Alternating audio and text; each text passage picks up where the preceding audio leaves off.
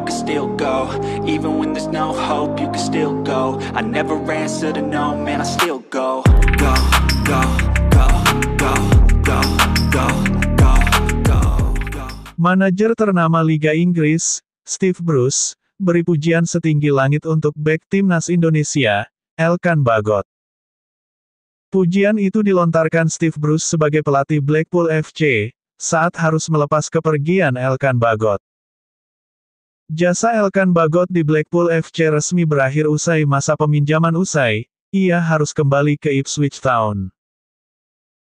Sejak Agustus tahun 2024 lalu, bek timnas Indonesia itu dipinjamkan Ipswich Town ke klub kasta ketiga Liga Inggris, Blackpool FC. Meski di kasta ketiga, kiprah Elkan Bagot tidak berjalan mulus seperti yang diharapkan, ia harus berkutat dengan cedera.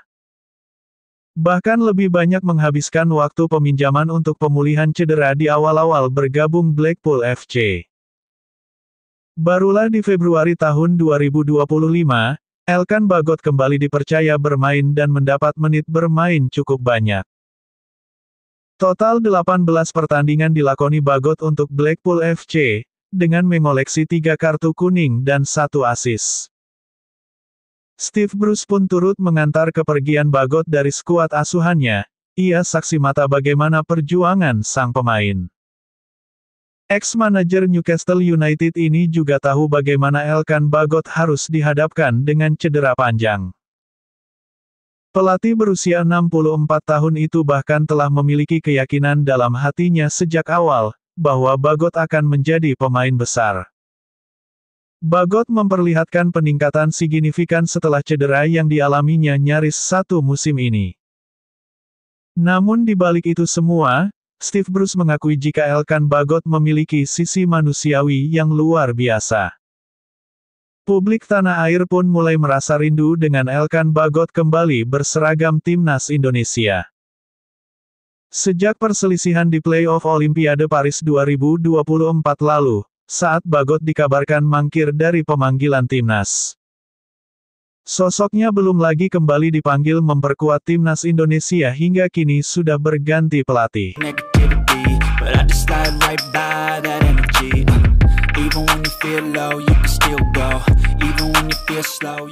Ketua Umum PSSI, yakni Erick Thohir, memastikan timnas Indonesia tidak akan kedatangan pemain naturalisasi anyar dalam waktu dekat.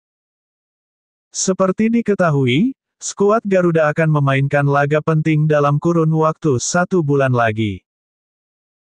Tim besutan Patrick Kluivert akan melanjutkan kiprah mereka di grup C putaran ketiga kualifikasi Piala Dunia 2026 zona Asia.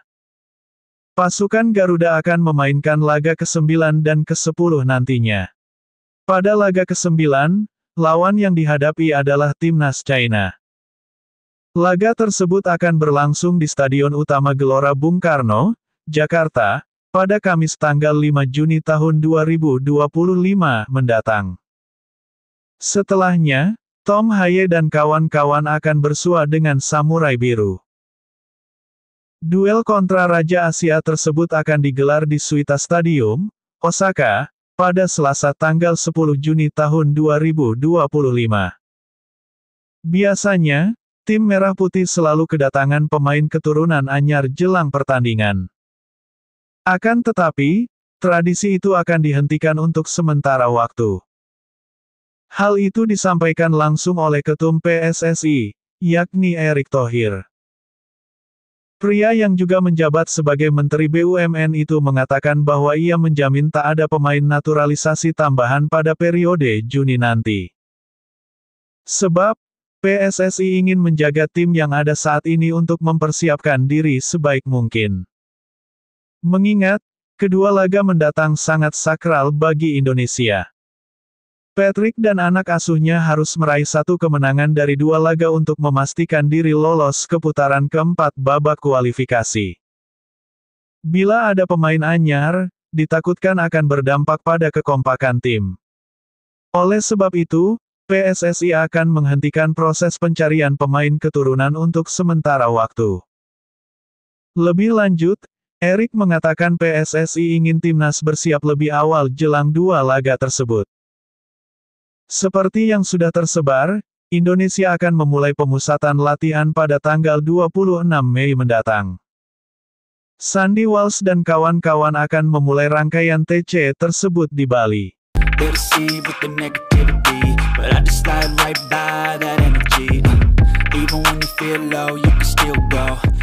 Ketum PSSI Erick Thohir memberi peringatan keras untuk Liga 1 usai kontroversi pernyataan Yuran Fernandes soal Liga Indonesia.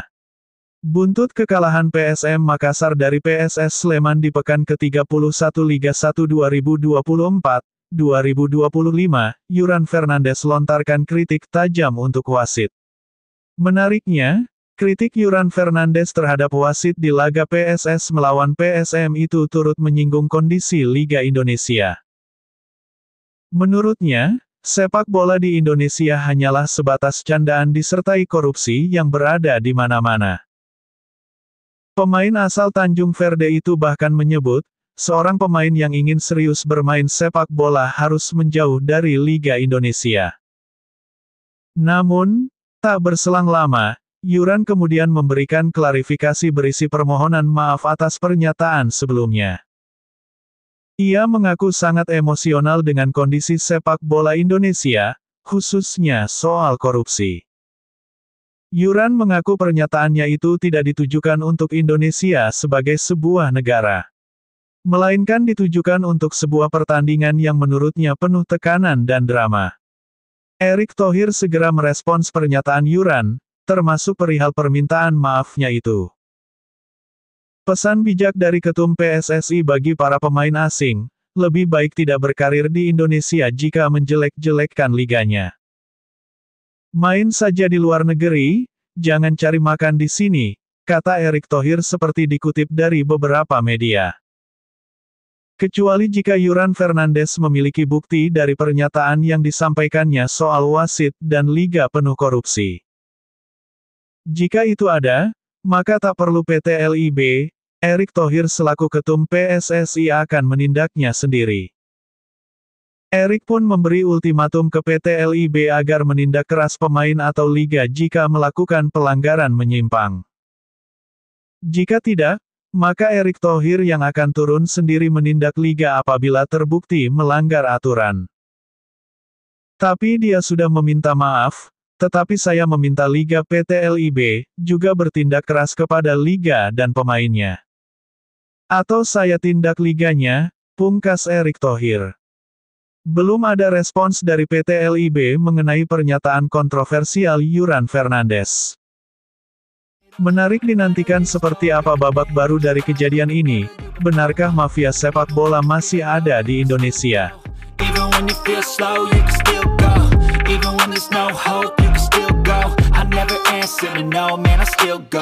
Go, go, go.